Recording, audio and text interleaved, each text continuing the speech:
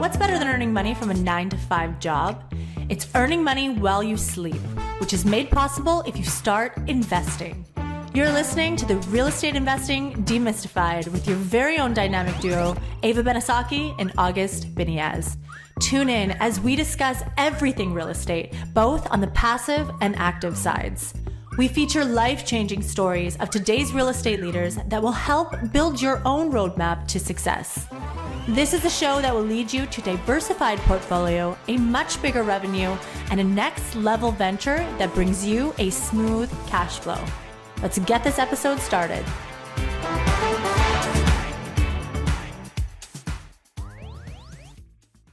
Welcome, everyone. Thank you for joining us today. I'm August Biniaz, joined by Ava Benesocky. Welcome, Ava. Thank you very much, August. And thank you, everybody, for joining us today.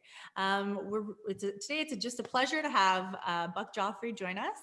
Now, Buck is the guru of building wealth with passive income. Buck outlines the principles that have allowed him and numerous other professionals to transform their own lives. Welcome, Buck. Welcome, Buck. Hey, yeah, thanks for having me. Awesome. So why don't we start off by Buck? We would love to start off by, why don't you tell everybody about your background, because they see a doctor, a wealth coach. So please tell us about yourself and how you got involved in the field that you're in now. I started out like a lot of physicians, where I was just, as an A student, prep school, and, just kind of was good at school. And when you're good at school and you go to the fancy schools, and usually most of the time you're left with a decision on what you're going to do for a living, and you only think about a couple things. You think about being a lawyer, being a doctor, things like that. And for me, I was a little bit later decision for me, but I was started out as a history major and finished that and ended up doing a biochemistry major after that. And then at that point, what do you do with the biochemistry majors? I just went to med school. So medicine was good. I enjoyed it, and I became a surgeon. I liked operating, but I think for me, I just kind of have a little bit of an ADD. I think I'm probably more wired as an entrepreneur than I am as a physician. So after a few years of having my own practice and that sort of thing, I just decided I got more interested in trying to figure out other things to do. Money in medicine is good. It's fine. But I was also trying to figure out how to make more. And I read a book by Robert Kiyosaki called The Cash Flow Quadrant right around the time when I finished residency, that really kind of inspired me to think about the world of entrepreneurship. I think that sometimes when you're good at school, when you're good at get the grades, and you just get this Pavlovian type response to positive feedback, and you just keep going through the motions and looking for more school and more success as that's defined through school. And I think that was on that path, and I think that's probably something that a lot of physicians resonate with. But the book Cash Flow Quadrant kind of took me out of the paradigm, Robert's book did, and made me think about, hey, this idea of creating your own wealth and being in this different type of path was very appealing. Of course, Robert's famous for really advocating for real estate, and so even though I actually came from a real estate family, I for the most part had rejected my own father's ideas as just being dad's ideas. But at this point, I kind of came back to it. Started investing in real estate, buying apartment buildings myself, and had some success with that. Timing was also very good for me. So I bought some buildings in Chicago when I was living there, and turned around a few years and sold them for 500% profits. And so I had some good luck there, and then ultimately realized that I wasn't so interested in necessarily in being a landlord. And my I had some successes in business after med school with my practice and stuff. So started viewing real estate and investing more at a higher level as a business rather than as a landlord. And I think that's ultimately how, what I'm doing now, which is essentially I've created a private equity company with investors largely made up of physicians, and it's not all physicians, but probably about 70% physicians and dentists and, other healthcare professionals. And then there's a lot, I've got others in there too, but they all tend to share that sort of highly educated, professional background. Some of them are business people who've had big liquidity events, but for the most part, most of them fall into that. So yeah, that's basically the story. Of course, I'm a podcaster. The podcast itself just generated out of my own interest in alternative investing while I was still practicing. And it just caught on. I think a lot of people who had this similar background found my message valuable. And so I have a podcast called Wealth Formula. And, that's really sort of the basis of, my investor group. So that's kind of my story. I don't know if I. No, that's perfect. That Fantastic. was great. I appreciate Thank you it. for sharing that. Mhm.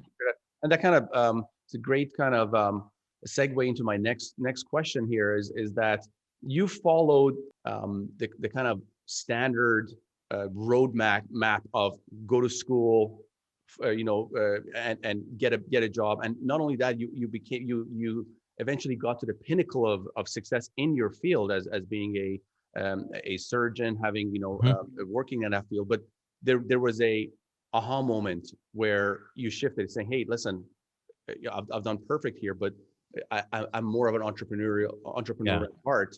And you begin to. How was that transition? Because that's transition and that understanding in itself is, I would say, one of the most difficult things people, kind of the hurdle people have to go through in life to make that decision to leave, if it's their job, if it's their career. And with you is, like I said a moment ago, you were at the pinnacle of success in that goal that you probably took years to achieve, and then to make that switch. Kind of talk to us about that switch. Well, it's listen, I think that there's a little bit of a trap that's set up for successful people. Robert, and I'll quote Robert Kiyosaki again, because, a lot of my initial paradigm switches were because of Robert's books, and I've told him that as such. But he talks about how A students work for B students, or no, I'm sorry, A students work for C students, and B students work for the government. So A students work for C students because the C students took a lot more chances. And why did they take a lot more chances? Well, because they were used to failure more than the A students, right? I mean, listen, what is entrepreneurship all about? Entrepreneurship is all about taking risks, and no risk it, no biscuit, right? And it's all about that kind of mentality.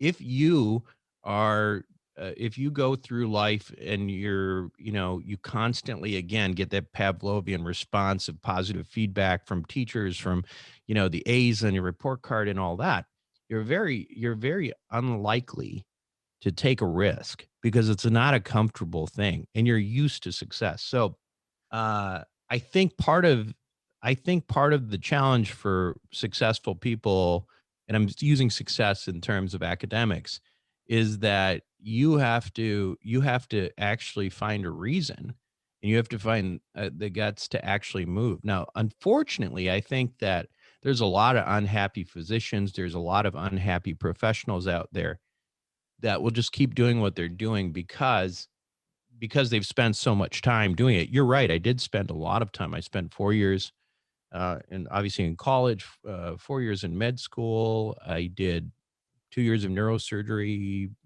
did 5 years of head and neck surgery, a year of plastic surgery, and that was my training. So that's a lot of years. So there's two things. There's one, you have success and people, you get positive feedback. The other one is you're like, well, gosh, I'm 35 years old now and I'm just starting my career. 5 years into it, you're not happy. Well, at that point, you're thinking, well, I did put in like 15 years into this. I can't move now. The problem is that that's a terrible way to live. So I think there's that. I think there's an element of people just continuing to do what they do because they're kind of into it, and that's that's they're 15, 20 years into it. And there's also an element of golden handcuffs, where you're making $500,000 a year, something like that, in your comfortable life in the suburbs. I mean, it's hard to just change. There's not a lot of things that most physicians are gonna do that is gonna make them as much money as what they're currently doing, right? So that makes it hard. Now, so what's the alternative to that? Well, the reality is most people shouldn't do what I did. They shouldn't, because I think you have to have large coronary arteries. You have to be willing to give it all up, and and there's a significant risk to it. And not everybody's a good entrepreneur, and so you may fail miserably. So what other options do you have in that situation? Well, going back to the idea of the cash flow quadrant, which was Robert Kiyosaki's book, you have the quadrant talks about the different types of income, the way people make money. I would recommend reading it to anybody out there. It's a good sort of paradigm shift type of book. But you have the W-2, the worker, up in the upper left corner. Below that, you have the self-employed individual who's maybe not taking advantage of all the business elements, but essentially owns a job. You don't own a business, but you own a job. Like most physicians in private practice, they own a job, right? I mean, they don't own a business. And then if you go up into the other side, which is the better part of the quadrant, in the upper right corner, you have the business owner, larger business owner. And then in the lower right, you have the investor. So part of the strategy that I've talked about with my investors, with my group, is, listen, it may be the case that we are all really good at generating income from our day jobs in our our W-2 jobs, our self-employed jobs, or practice, whatever. Don't think that the only way out is leaving all of that, because your best way of making money may still be, and probably is, what you do. But recognize that if you want to be somewhere else, let's start focusing in on this investment quadrant. And that's really kind of what my message is all about, is building that investment quadrant. Great. No, I appreciate that.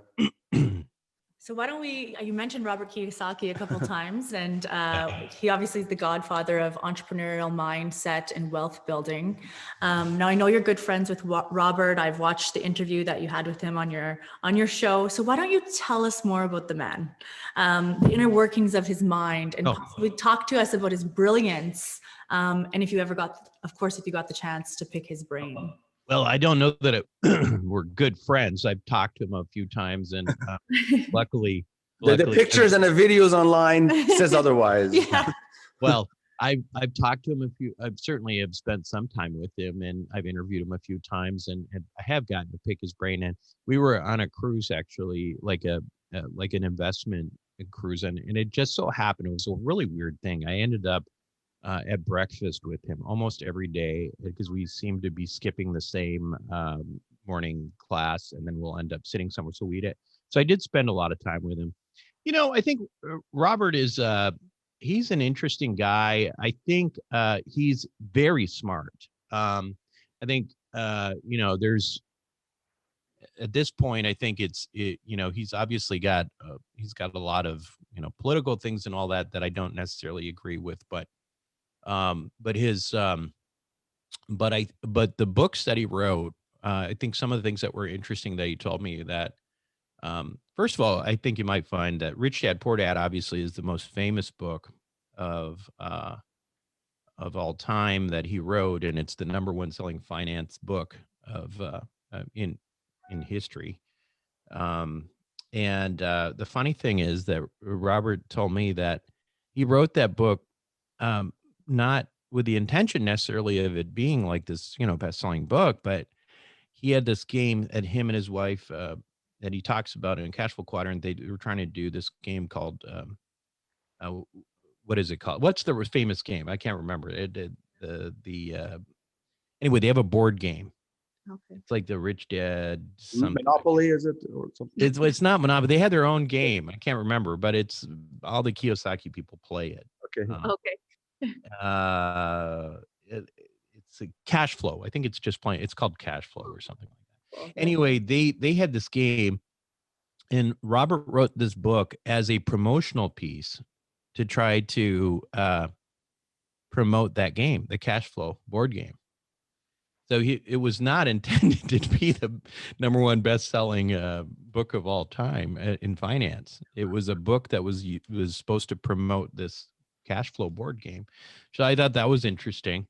I also think that the other thing is that with regard to his books, I think they become increasing in sophistication, right? They become increasing in sophistication. If you go to, the Rich Dad Poor Dad book is really written for the masses, and then Cash Flow Quadrant is really written for people like me and other physicians and professionals to open their eyes to different kinds of income and why they're trapped where they are.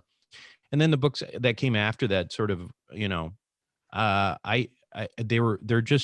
more and more, the level of sophistication goes up over time. So I think that was on purpose. I think the other thing I think it's important and useful to know about Robert Kiyosaki is that, he believes in real estate. And obviously there's like an entire generation or two now of people who have been influenced so much in the idea of real estate, and they came to him from Robert Kiyosaki. But remember, and Robert will tell you himself, he's like, I'm not a real estate guy. Like, people think of Robert and they think he's like walking around, these apartment buildings and looking at them and all that. No, he is a guy who's a business guy. He's an entrepreneur who invests passively in real estate. Most of the investments that he's made in real estate are with Kenny McElroy, our friend Kenny McElroy, who is, Rich Dad advisor to real estate, and who's a syndicator based out of Arizona. And Kenny's really nice. He's a great guy. I know Ken more than I know Robert. So he's built a lot of wealth through Ken and partnering with Ken through limited partnerships and that kind of thing. So understanding that, like, investing in real estate isn't just about being a landlord. It's about the value of finding a good, finding a few different partners who do really good work and letting them make you money. So that's the other thing. So, I mean, like I said, I don't know him very well. I've talked to him a few times and had a chance to really pick his brain, but those are a few highlights. Great. Thank you for sharing that, Buck. Now the exciting part, I wanna just quickly talk to Buck about, Everything's exciting I when we know, talk to everything's Bud. exciting. We were just waiting for a while to get him on our show, but go ahead. Absolutely.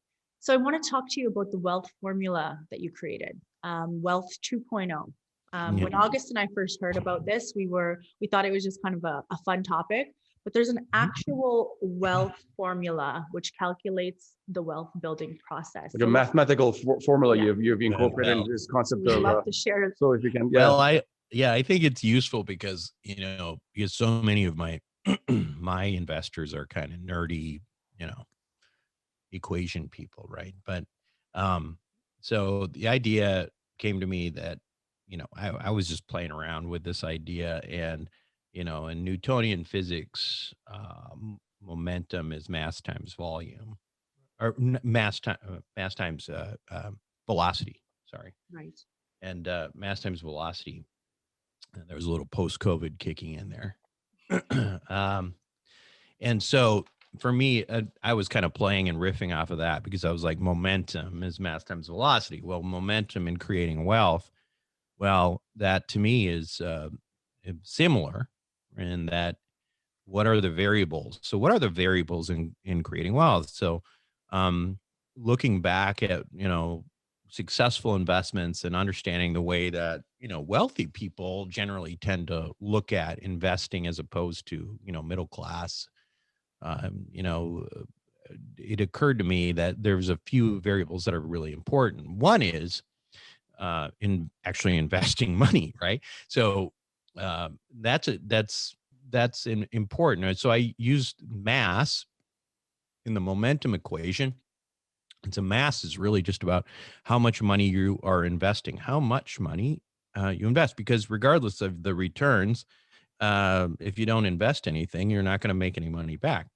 Now, that is obvious until it's not, because if you think about, well, why do the rich get richer? Why do wealthy people get more wealthy? It's because a larger percentage of the money that they have goes towards investing, right? I mean, if you're taking 10, 20, 10% of your paycheck towards investing and growing that wealth, you're going to end up with probably a lot less money than if you could take 80% of the money that you make in a given year and invest it. So simple concept, but it's profoundly important. So, we don't really, philosophically, I don't really advocate for people, living way under their means and stuff. Life's too short for that. But I do like the idea of having people think about living more and more off of their investments rather than off of their paycheck.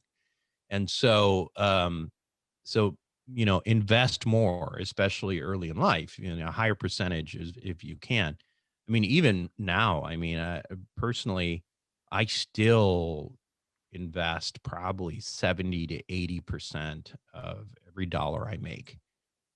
And so, I certainly drink the Kool-Aid on that, right? That's really important to me. So that's mass. Velocity is the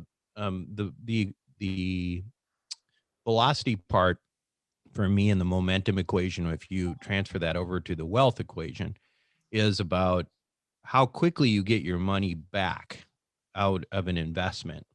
Now, that is related to what we consider a return on investment or a yield or whatever, right?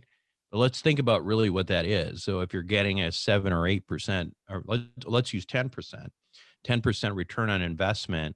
And if you just sat around for 10 years, well, then you just get your money back in 10 years. Well, that 10% sounds good until you realize you really haven't made any money on your money for 10 years. And it doesn't sound so good anymore. So one of the ideas is, okay, how can you quickly recycle money? Because if we only have a finite amount of money, if we can only take 10, 15% of our paycheck and put it into investments, how do you, rather than try to make more money and invest more, how can we invest more? Well, we can recycle the same money over and over and over again and have it work in multiple places at the same time. So there's lots of ways you can do that. And you see, in real estate, obviously we have the concept of, refinance, and being able to pull out money and reinvesting that money into another deal. You have the concept of simply, essentially flipping, although, flipping is better if it's done with a value add perspective rather than just, just, just anticipating markets go up. So in real estate, you have that, but you have it in other areas too. I don't do this much anymore, but I used to play around with the junior mining sector, a very speculative thing. And in the private placement world, you a lot of times you could buy, shares, and then you'd also get these, essentially you get these options along with it. And so one of the plays there was you would sell your shares as soon as you could make your money back, and then hold on to these free options you got with it. Again, it's like recycling money into multiple places. We use this in various types of insurance products as well. There's lots of different ways that you can do it, but at the end of the day, the big picture is that the quicker you can get your money to move from one deal to the next deal to the next deal, the more money you're going to make, right? It's simple math. It becomes, uh, compounding, and most people don't do that, right? I mean, the way we're taught to invest safely and conservatively and all that is by putting our money into, at least you're in the U.S., putting your money into mutual funds and the S&P 500, and growing at hopefully you're growing at an average of 7% per year. Maybe you are, maybe you're not, who knows?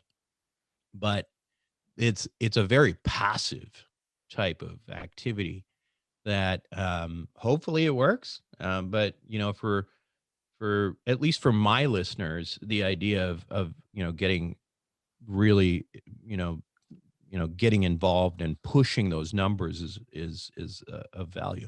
So those are the two numbers. Now are two variables, the mass and volume, but the additional one is perhaps the most important, because it's not in the momentum equation, but it's in the wealth equation, and that is leverage. Leverage is obviously, anything is a lever or leverage if it can amplify what it is that you're doing. It's a tool to make what you're doing more powerful and to be more, to get more use out of it, to get more, to make it more efficient. And leverage is that.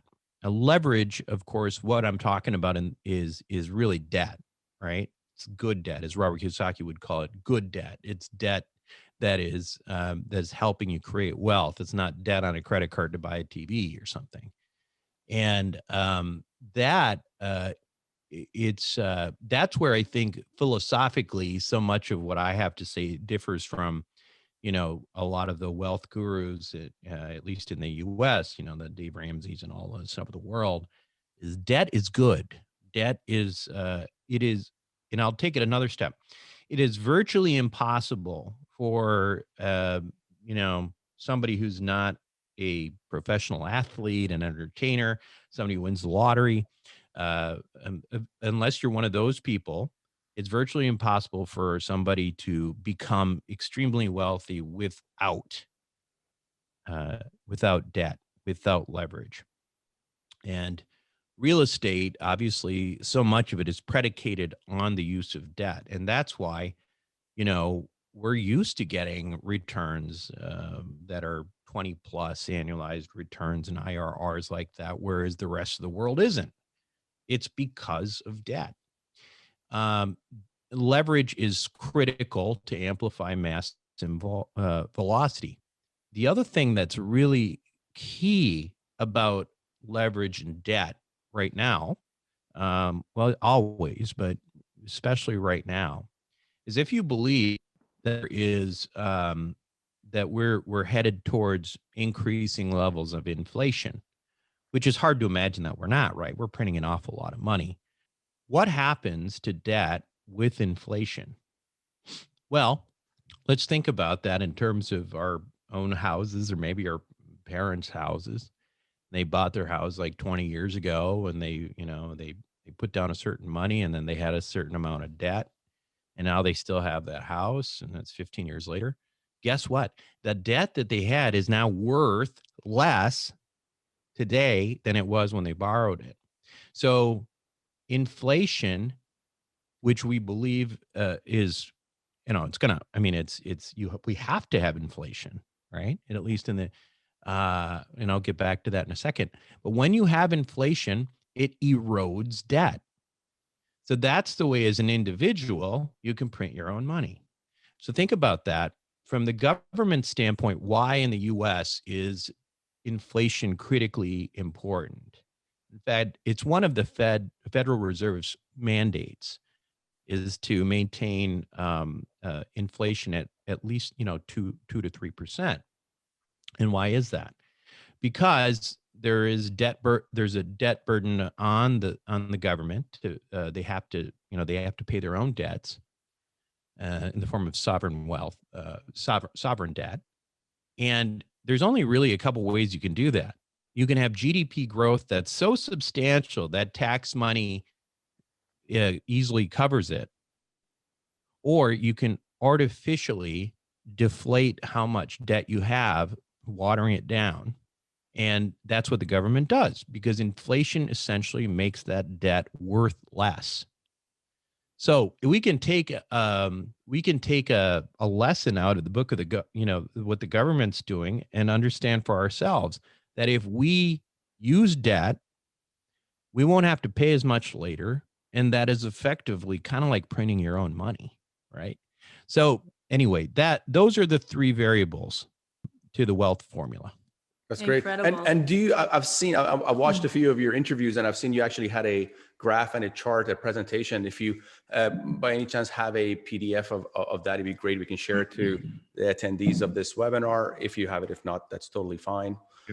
And I guess the next kind of subject I want to speak with you about, rather than it being a question, is this. Obviously, our webinar today is about, we were focused on doctors. I think the title wasn't perfect, because this formula can really work for anyone who's looking to build wealth, anyone who is a professional who's also looking to invest. And I could kind of compare it to delegating the task of being the active investor and reaping most of the benefits. That's what this kind of what we do, is the concept of real estate syndication does. Sure. And doctors are great at allocating tasks. I mean, at times as we're discussing items, even with Ava, I'm like, hey, listen, I want to set everything up for you. So when you show up, you are like a surgeon who shows up to the surgery room. Yeah. Nurse is there, then anesthesiologist is there. Everybody who's involved in the process is there. Your tools are there. So this concept of real estate investing can also be delegated to groups to do that part, for the investor, for the passive investor. And that's kind of the question or topic I want to talk to you about. Just pulling up my notes here. So, and I want to transition it into doctors here in Canada. So, believe it or not, the provincial governments, like provinces, are equivalent of the states in the US. So the provincial governments here actually publish a report on what do doctors get paid here in BC and across other provinces. So you can actually see what doctors make. And doctors in particular seem to be a profession where they're very focused on what they do, because in most cases, people's lives are on the line. So they're very focused on what they do. And at times they don't get to focus on wealth building or investments, and they allocate that task out. And I kind of want to discuss that with you. And maybe I can share my screen here quickly so everybody can see what I'm talking about, as far as the government literally having, let's see here, like every doctors, and I've kind of gone over this, and ophthalmologists seem to be the people who make the most money. And as far as anytime you see these high numbers of 3 million, ends up being an ophthalmologist. But I think it was 4.2 billion. I think it's almost $5 billion is what's being paid to doctors, and that's not part of their salary. That's not part of the contracts they have. That's just what the province is paying them, $5 billion, almost $5 billion a year. Good point there, Ava. But how do we get you, Buck, to be in front of the doctors all across Canada, that they can see that there is a way to allocate the investment, or being a passive investor? Kind of talk to us about that concept. I mean, it's not really a question; it's more of a discussion. But yeah. Well, I think what you're getting at is how do you get the information out to doctors that maybe they should invest in stuff outside of their the stock market, that kind of thing. And if that's the question, I'll tell you that doctors are a tough crowd. They are a tough crowd, because, and again, I don't know about it. I assume it's the same in Canada, but listen, doctors are known as people. They first of all, they think they're smart at everything. So it's difficult to, convince a doctor that they should be thinking a certain way if they already have their mind set on something. So I don't even honestly, I don't solicit doctors at all. They find me if the message resonates. The other problem is that they're used to getting screwed over, um, especially in the financial services space. Um, every, when you look at financial advisors and attorneys and all that, I mean, they look at doctors as chum, right? And so doctors are used to that. They know that that there's people out there who are just looking at them as a paycheck, so I think there's a level of distrust there and that kind of thing. And I would just tell you that from a discussion standpoint, I mean, again, I've never solicited for doctors, right? I mean, I have probably about 2,000 investors in my in my group. Probably about 1,500 of them are doctors, but I've never actively looked for anybody. I think the bottom line is it's a positioning issue, right? Like, I mean, you educate people, you let them know. If you can get in front of people and show them what you've done or what what you have to offer, that's part of it. But you also have to get people's trust. And how do you do that? Well, I think for me, the reason I think part of why, quite frankly, but why a number of people at least started with me was because I'm a fellow physician, and that certainly helps, right? So and then it becomes an issue of, well, then how do you perform? And then then it's really in your your ball game is becomes yours, and it's more in your control at that point. But um yeah, it's a tough question, August. I don't know the answer to it. I don't know how you get across to people, because I don't think, and I could be wrong, but I don't think it's going to be particularly helpful to put up a stand at the medical convention and stuff. People walk right by you, and there's just another person who's trying to get I my was money. gonna rent a booth, but come on, Yeah. I was Yeah, renting booths and stuff. I've never done any of that, and but again, I don't know the answer to that. I think the only way, I think right now, because I have as many investors in my group as I do. I mean, certainly there's an element of, we're getting to the point where you're sort of a critical mass where a lot of people telling other people and that kind of thing. And I think that that's the way generally that physicians work. I mean, the funny thing is with physicians is like, I'm absolutely,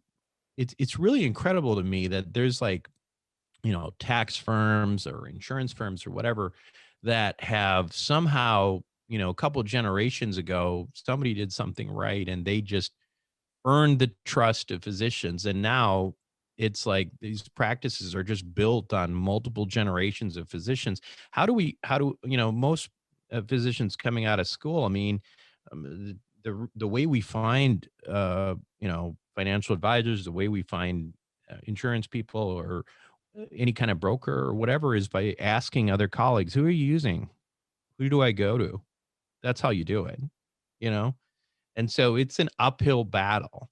And so understand that real estate and alternative investing in general is in and of itself, it's a real hurdle. And you're dealing with that same problem as I told you before.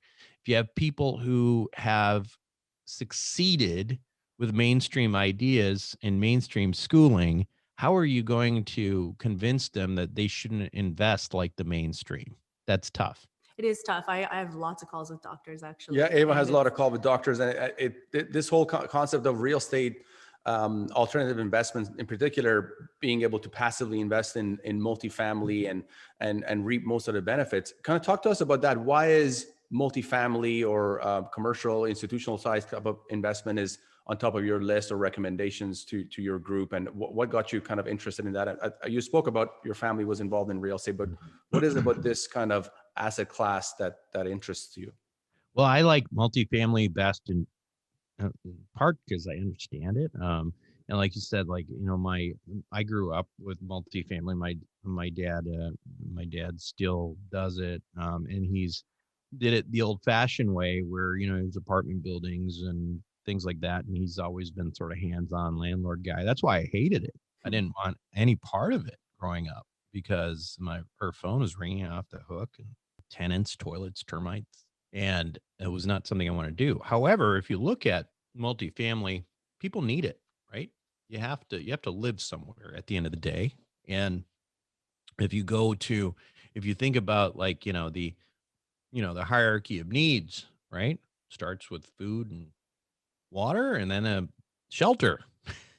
So fundamentally, I think, for me, it's always been like, I get it, I understand it, I've been around it, and people need it. And I think we've seen that, at least in the U.S. across, my group's portfolio.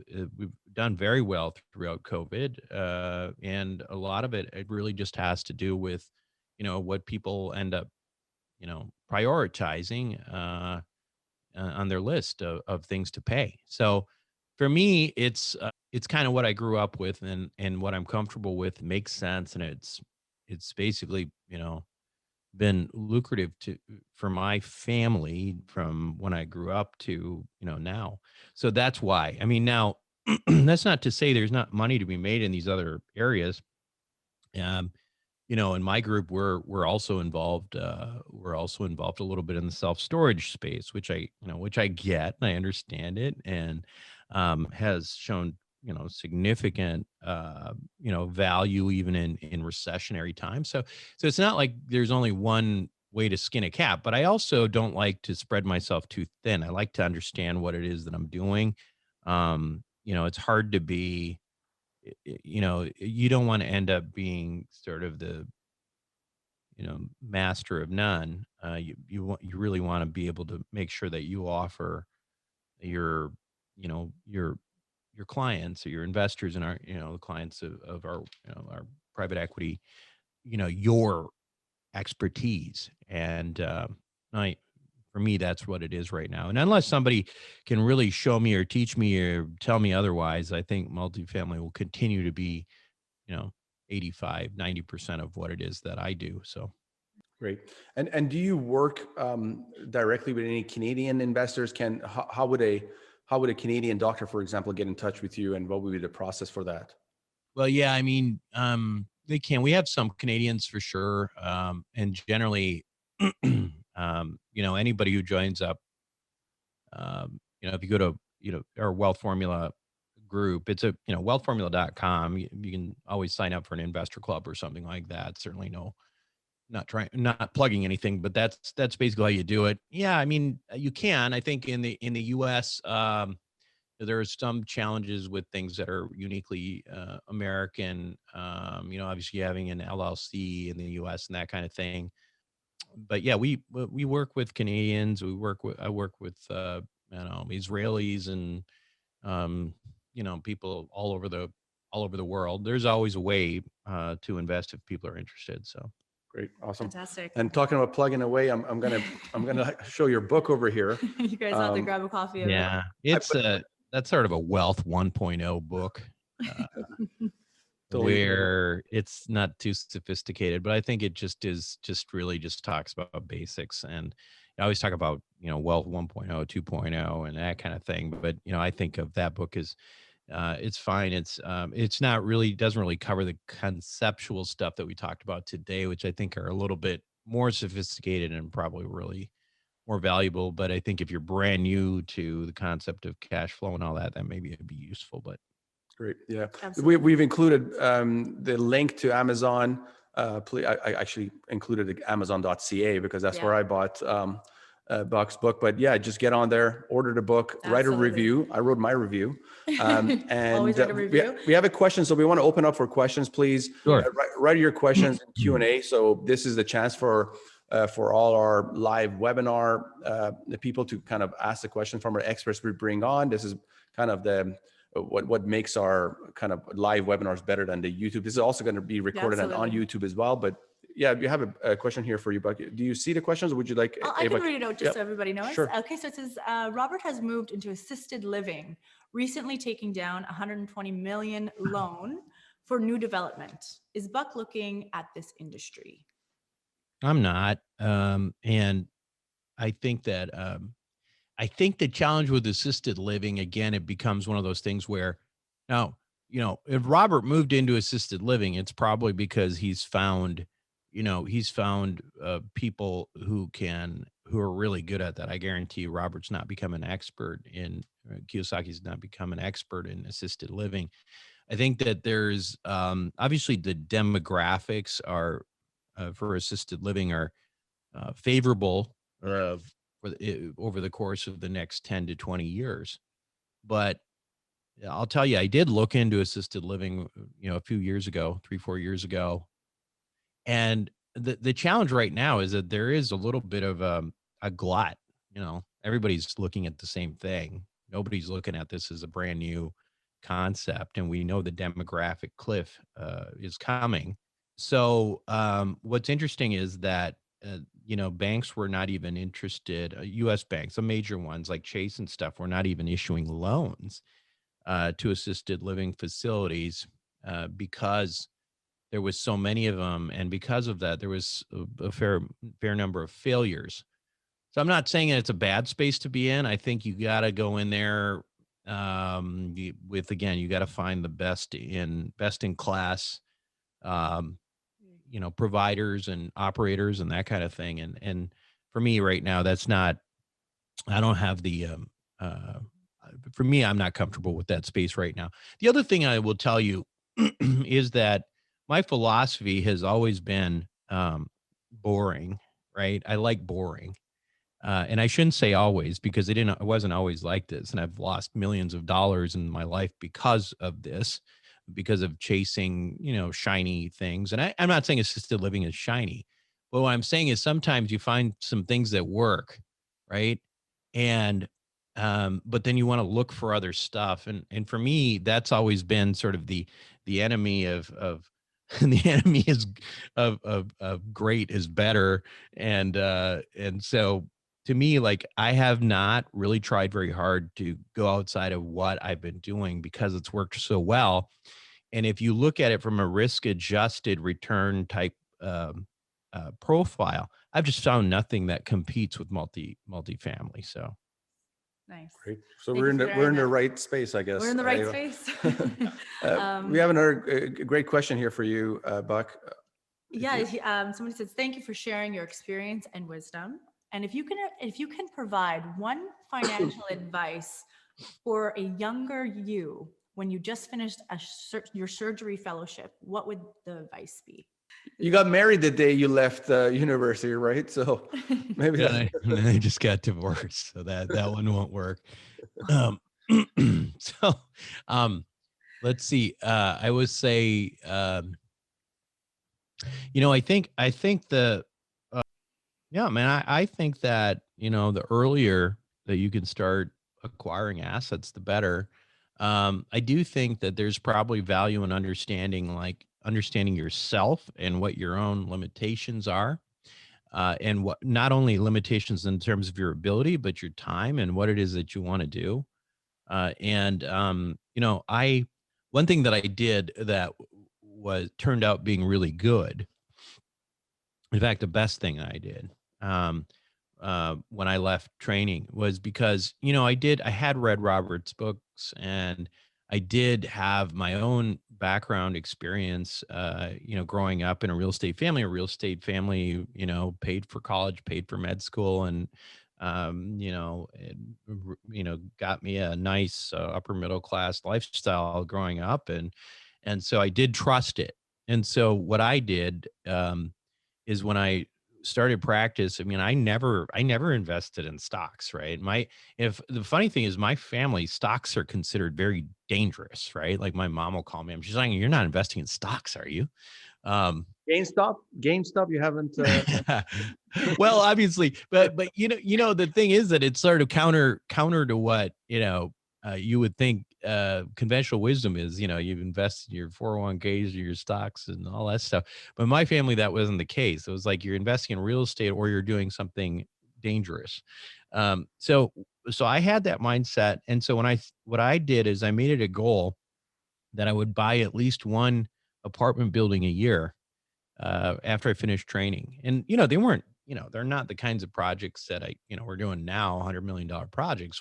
I was doing, I was buying like a $1 million building and putting $200,000 is a down payment, that kind of thing. And I did that for, for a few years, and, at least one building a year I wanted to do. And, what happened to me in my situation was that, like, and then this is a long story we don't need to get into, but I started a few medical businesses, and one it was a cosmetics business that was just crushing it in Chicago. And I tried to, basically go national, and with no funding, and ended up losing millions of dollars. And that I didn't have I didn't use any funding. I was funding the whole thing myself, and I opened 5 or 6 different offices across in different states, and at simultaneously, just a bad idea. And but at that point, everything I had touched had turned to gold. So I thought it was going to keep doing that. But it didn't, and I lost a bunch of money. And when it but one of the things that happened was that when I came through this, that was when all these buildings that I bought were up, like, in terms of the equity I put down, they were up like 400 or 500%. And again, I got lucky too. I'm not saying this had a lot of skill, but I was buying in the right place at the right time, and I was riding a wave.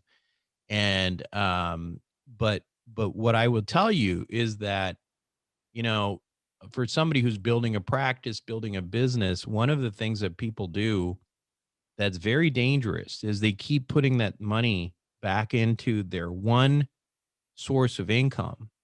And that becomes what I call single point failure, right? So you got to be really careful of that. And that's where the real estate became extremely valuable for me, because I'd lost so much money. But all of a sudden I had these buildings that were up, uh, from my investments, like, 500%. It totally saved me. Right. So avoid single point of failure, get into real assets. I think those would be the main things. Great. We have another Great advice. question from Joshua. How do you source new real estate opportunities? It's pretty complicated. I mean, at this point, it's acquisitions team in our group now. We have a substantial portfolio, right? And it certainly helps to have, that kind of portfolio when you're going into a given market. So it's different. And I think what your question is getting at is like, okay, when I was doing $1 million deal, or a $2 million deal, how did I source that? That's a good question. The first building I ever bought was a big loser. It was a big loser, but it was fortunately it didn't, it was like a it was like a $500,000 building, and I lost like $300,000 on it. So I was maximally efficient at losing money on it. But there's the old saying about how you make money or lose money in real estate on the buy, and that's very true. What I had done initially was, I didn't take anybody's advice in this first building I bought, and just was, basically basing it on numbers. That's all I did. Numbers. I read Kenny McElroy, who's my friend. Now, I read ABC's of real estate and advanced real estate and all this stuff. And I was like, yeah, it's easy. A bunch of numbers. And I'm like a math guy. And so I just did the numbers, and boy, this deal looks great. Well, I couldn't have been so more wrong about it. In real estate, it's, especially in the smaller stuff like this, it's so easy to fudge numbers, and property management becomes such a big deal. There was a lot of nefarious activity in this acquisition from the seller's side, and I didn't know any of that. So lost money on it. The numbers were very good if they were real, but I didn't know how to look at a deal to make sure they were real. So that from that day onward, I never went out there and just looked at random deals and did them. I had the good fortune at this point of knowing some lenders, and I knew some, particularly one guy who kept feeding me these deals, and he would underwrite them, and he would know the seller, he would know me, and they were essentially off-market deals that kept happening for me. And it was a really good situation. And it wasn't because the numbers were hard to figure out, but the off market deals, especially when there was known quantities on the sell side and people who were bringing it to me were people I trusted, I could believe in the numbers. And that's an ongoing theme in this space, right? If it was just numbers, all of us doctors and engineers would be crushing it, right? Because we're good at numbers. But it's not. It's more than that. It's a lot more than that. It's about operations. It's about knowing the right people. And real estate is ultimately, like anything else, success in this space is about knowing the right people. So I would never, now, of course, now when you're dealing with assets that are $50, $100 million assets, like we are, it's a different ball game because you can't fudge those numbers, right? You can't fudge them. It's now you're talking about small businesses. These are no longer $1 million, $2 million apartment buildings where you can, the landlord can go mess around with numbers and make it seem fake. You can't do that because every one of these assets is a great big asset. It's a small business, essentially. This is no longer real estate. This is a small business. And so those are a lot easier to go on market and bid because that, and then you have an entire scalable, due diligence team and all that. It's a completely different world. But for small time investors, I think the smartest thing you can do, honestly, if you're like looking at buying your own buildings and stuff, is create relationships with lenders and with brokers that run very deep. And to the point where they know that, you are somebody who's going to be a repeat customer if you do them right. Right. So I must have bought 5, 6 apartment buildings from the same seller over and over again because of this one lender that we both knew. And a lot of this ends up being what sounds like luck. And there is some luck to it. But the thing is, you have to be looking for the luck. Right? A lot of times things happen around you that that are good luck, but they're not really good luck unless you're looking for them. And so this is kind of the name of the game. Long story short, I think particularly when you're looking at small assets, it has to be based on a relationship. I would never buy something right now that was like, $2-3 million without knowing like somebody and it being off market and all this stuff. And that's relationships. We're getting on to an hour here, so we'll try to make this as quick as possible. We got a couple of questions ourselves, but I think Buck has already answered that, so we can just go to the next one. So, do you sell your real estate, and if so, how do you handle the big tax event? Okay, so the challenge on this is that I think probably the Canadian tax laws are very different than the U.S. Am I right on that or no?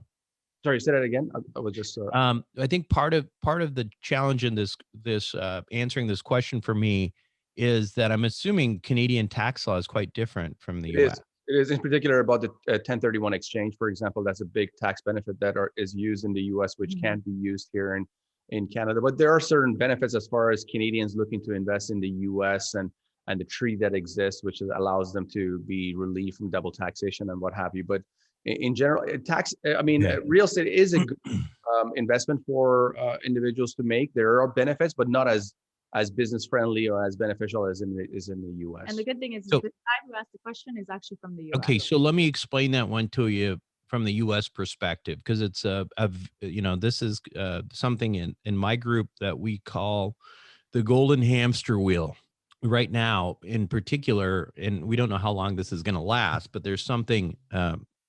My group is very much focused on tax efficient investing. So let's say our group, let's say we acquire an asset. Depreciation is a huge thing in the U.S. and with U.S. tax law. What is depreciation? Again, I don't know if you have it in Canada, but basically there's this idea that if you acquire an asset that it inherently loses value over time, and therefore you can write off the value of that. The funny thing with real estate, of course, is we know that generally real estate doesn't lose value. It actually generally gains value. So we have this tax advantage where we're showing losses over a period of time, even though we're not experiencing them. So in the case of multifamily real estate, if you did nothing else, you would have what's called straight line depreciation of 27.5 years. Well, if you had an apartment building that was, $1 million or whatever, divide that by 27.5, and that's what you get in terms of your depreciation per year. Not bad, right? Okay, so let's add another layer to that. The other layer is that you can depreciate even though you didn't pay for the whole thing. In other words, you used leverage, right? It's $1 million building, but you only put in $200,000 of equity. Well, guess what? You're still depreciating the $1 million building. So, hey, even better, right? All right. Well, there's another layer of that. Another layer of that is something called a cost segregation analysis.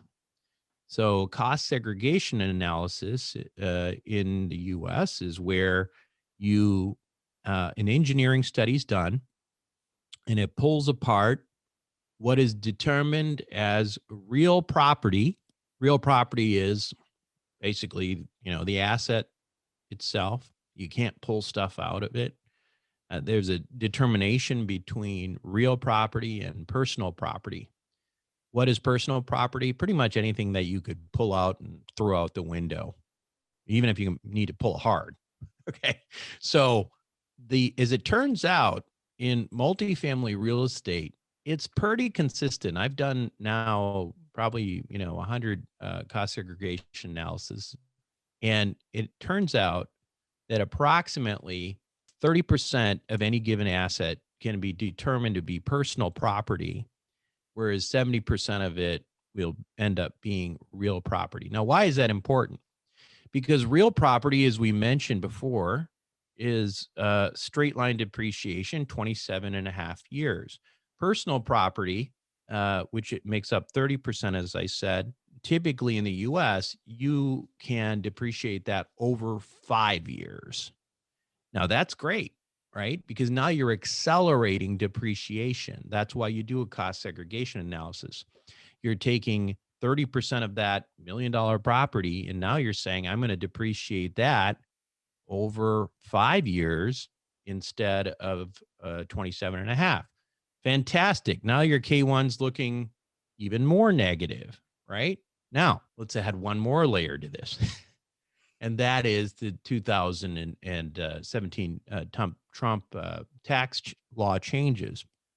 So what Trump allowed us to do was to take that 30% that we were depreciating over 5 years and lump it all into the first year. Now think about that for a second. 30% depreciation of this property over in the first year. Well, what if it only required 25% equity? So in theory, in this situation, you would have a tax deduction greater than the amount of equity you put into a deal. Crazy, right? So that works out really nicely.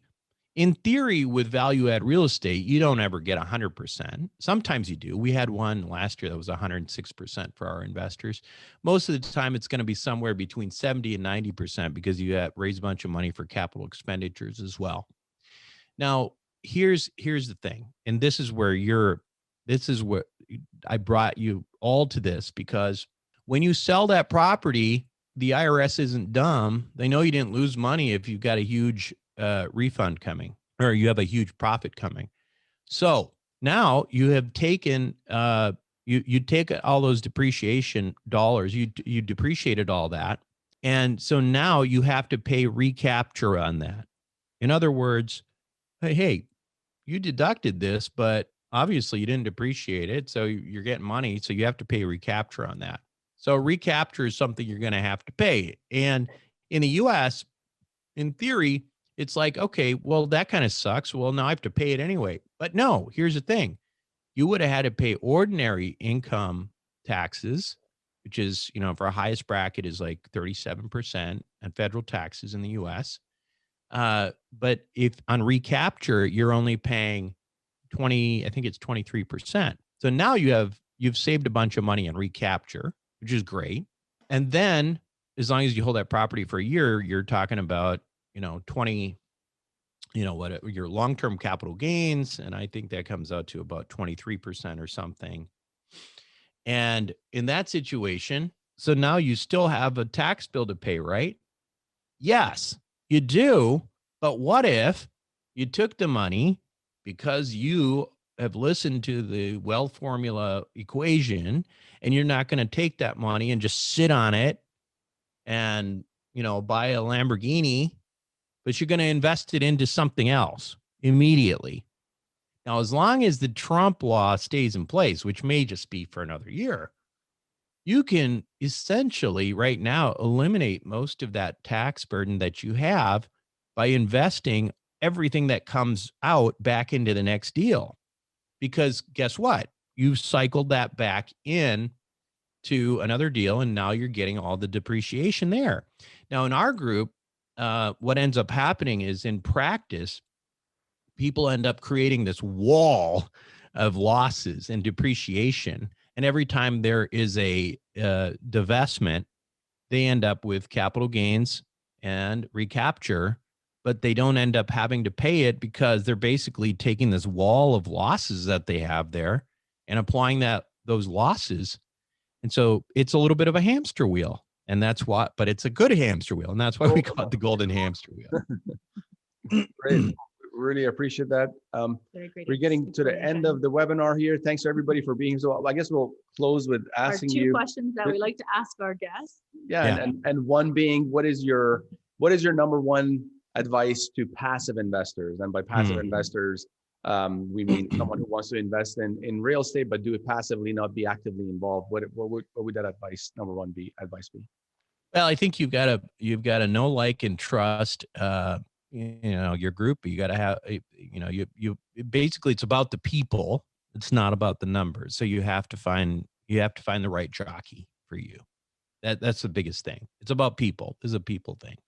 Very good. Very good. And now what is the second question? What is your number one advice to active investors? An active investor also means that groups or individual who's looking to become an active real estate investor. I think you mentioned a few kind of experiences you personally had. So there was great advice there, but broadly speaking, if you tell a starting out active investor or someone who is in the business, what would be your advice to an active investor? I would say with active investors, I think make sure that you're completely, you want to do this. I think unless you do active investing well, I think the based on the kinds of returns you can get as a passive, could you do better than you can as a passive? Yes, in theory you can, because you wouldn't have any split, but in reality, you're probably most active investors, unless they really get into this game, are not squeezing every penny out of every deal. And so their returns are probably not going to be any better than being passive, and could be worse. And certainly the risk element is significantly worse. $1 million building will require, $200,000, $250,000 to acquire. You could take that 250,000 and spread it across, 4 or 5, deals or more, and have exposure to thousands of doors across several different markets. So in the hands of a very experienced operator. So I would just be sure that that's what you want to do. Now, listen, my dad is an active guy. He's made good money doing it. I finally got him investing in, my stuff now, but it's because he's 82, so. He's ready to sit back a little bit more. Kind of, yeah. And he's realizing the returns we're getting is good, if not better than his. And he's kind of like, okay, well then why am I doing this? What am I doing here? Awesome. Yeah. Great. This was wonderful. We Yeah, really Buck. appreciate it, Buck. We're glad that you feel Thank better. you so much. Yeah. Look forward to possibly having you on again at some point. We watch and follow you, and it was great. Everybody really appreciate it. tune into Buck's podcast, because he brings some pretty awesome people in there too. And great advice. And great advice that he always to has it learn. all Wonderful. across. Yeah, great. Thank Thanks you for having me, guys. Thanks, everyone. Thank you. Okay, thank you. See you, Have a everybody. great Have day. a Take care. wonderful day. Bye-bye. Thanks. Okay. Bye-bye.